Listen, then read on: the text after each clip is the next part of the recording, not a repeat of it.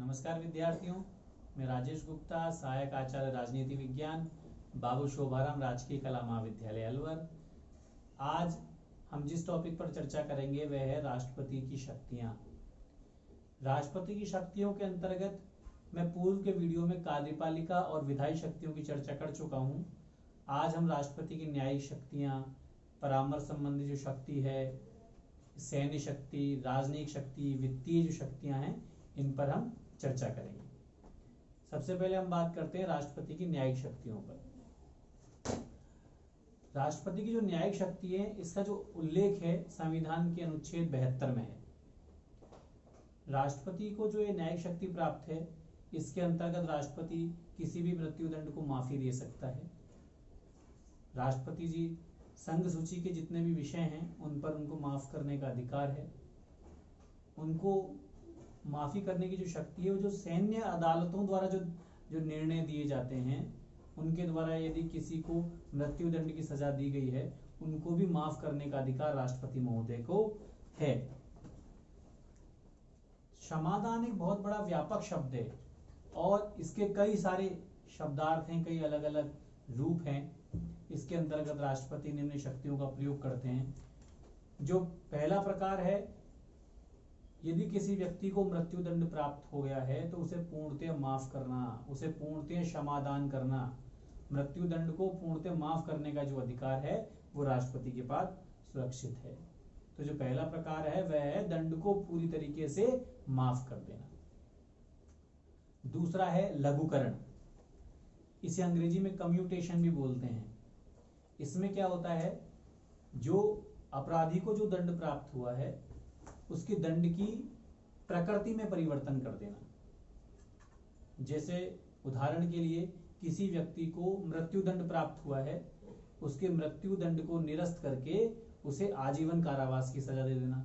तो दंड की प्रकृति चेंज हो गई। तो दंड की प्रकृति में जो परिवर्तन जब होता है तो उसे लघुकरण कहा जाता है।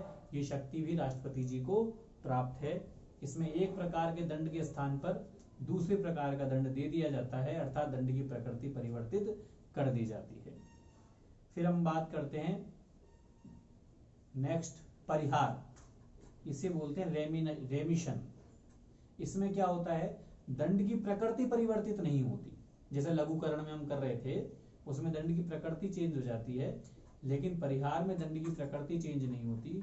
उसमें जिस अपराधी को जो दंड दिया गया है उसकी समयावधि में कमी कर दी जाती है, दंड की अवधि को कम कर दिया जाता है। जैसे किसी को 1 वर्ष का यदि कारावास मिला हुआ है तो उसके दंड की अवधि को कम करके उसे 6 माह का कर देना, उदाहरण के लिए। तो ये परिहार का उदाहरण है।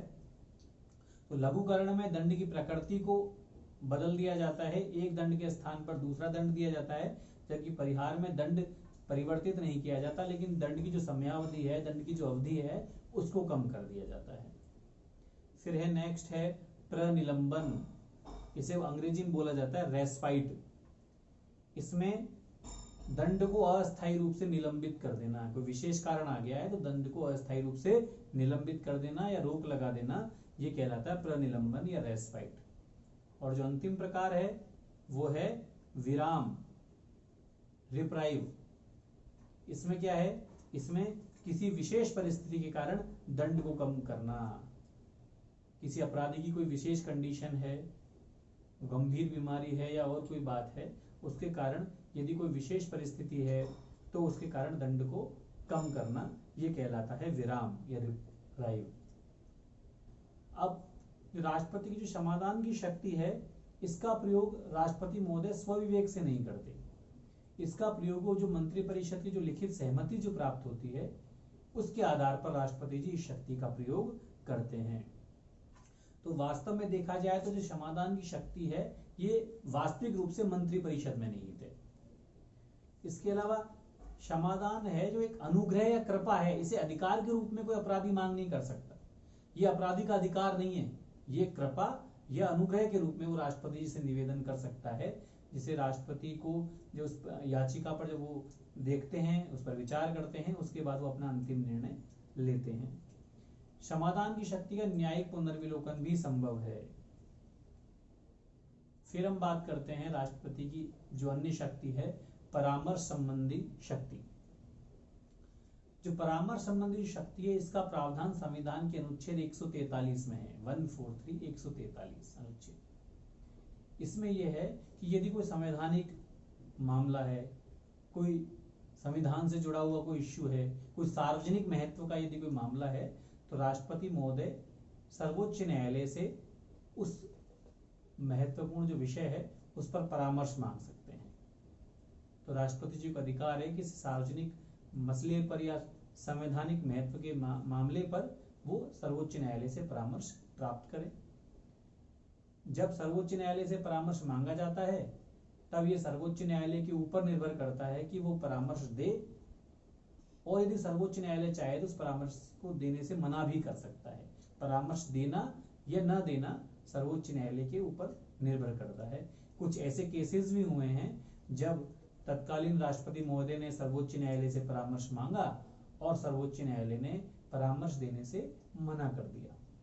जबकि कई केसेस ऐसे हैं जिन पर राष्ट्रपति महोदय ने परामर्श मांगा और सर्वोच्च न्यायालय ने परामर्श दिया।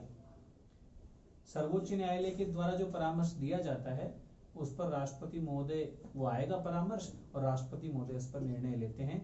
उस परामर्श को मानना या ना मानना राष्ट्रपति महोदय के ऊपर निर्भर करता है। फिर हम बात करते हैं अगली शक्ति की, वो है वित्तीय शक्ति।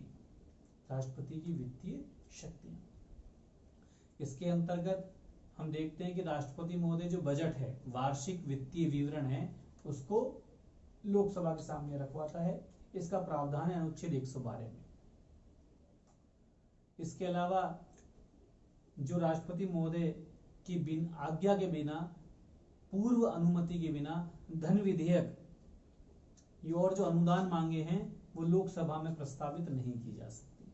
अर्थात लोकसभा में धन विधेयक को पेश करने से पहले राष्ट्रपति की पूर्व स्वीकृति जरूरी है। अनुच्छेद 280 में प्रावधान भी है कि राष्ट्रपति जी वित्त आयोग का गठन करते हैं। ये भी राष्ट्रपति की वित्तीय शक्तियों में आता है। इसके अलावा जो संघ की जो आकस्मिक निधि है उस पर भी राष्ट्रपति जी का नियंत्रण होता है। राष्ट्रपति जी की बाद में अनुमति लेनी होती है जब सरकार के सामने कोई ऐसा संकट आ गया है कि उसको आकस्मिक कोष में से धनराशि को जब व्यय करना होता है, तो इसके लिए भी राष्ट्रपति की अनुमति जरूरी होती है। फिर हम बात करते हैं राष्ट्रपति की सैन्य शक्तियों की। राष्ट्रपति महोदय हैं वो जो हमारी जो तीनों सेनाएं हैं उसके सर्वोच्च सेनापति हैं। वो युद्ध और शांति की जो घोषणा है वो राष्ट्रपति महोदय करते हैं। फिर हम बात करते हैं राष्ट्रपति की राजनयिक शक्तियों की। इसमें जो राष्ट्रपति महोदय है वो भारत के संवैधानिक प्रमुख होने के साथ ही वो भारत में जो भारत के एक संवैधानिक प्रमुख के रूप में वो विदेशों में भारत के प्रतिनिधित्व करते हैं। भारतीय जो राष्ट्रपति है वो विदेशों में राजदूतों और उच्चायुक्तों की जो नियुक्ति है वो करते हैं। इसके अलावा जितने भी अंतर्राष्ट्रीय संधि और जो समझौते किए जाते हैं वो राष्ट्रपति के नाम से किए जाते हैं। तो हमने आज के वीडियो में राष्ट्रपति की जो वित्तीय शक्तियां हैं, न्यायिक शक्तियां हैं, राजनयिक शक्तियां हैं, परामर्श संबंधी शक्तियां हैं, इन शक्तियों के बारे में पढ़ा। आपका बहुत बहुत धन्यवाद। Thank you.